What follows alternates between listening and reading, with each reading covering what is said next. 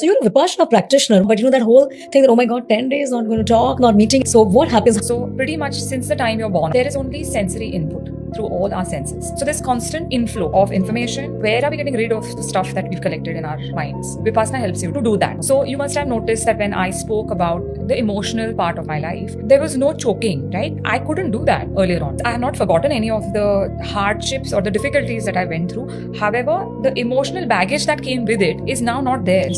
विपासना कर लो यार 10 दिन के लिए इफ यू कैन, क्योंकि 10 दिन सब कुछ छोड़ना पड़ेगा, बट वो 10 दिन will be such a life changer. I have seen people scream, like मैंने शांत लोग देखे जो पहले दिन बिल्कुल शांत बैठे थे, तीसरे चौथे दिन उसे सहा नहीं गया, they give up, they started shouting कि हमें निकालो यहाँ से, क्योंकि कई बार to sit with you your own self in silence बहुत डरावना हो जाता है। The Journal of Clinical Psychology found that participants who completed a 10-day Vipassana retreat reported significant reductions in stress, anxiety, and depression, along with increased mindfulness and well-being. But here's the kicker: participants maintain those benefits in follow-up assessments indicating long-term effects. So you go for 10 days and you don't just feel better for a while. That shit is impacting us years later, like you're physically rewiring the brain.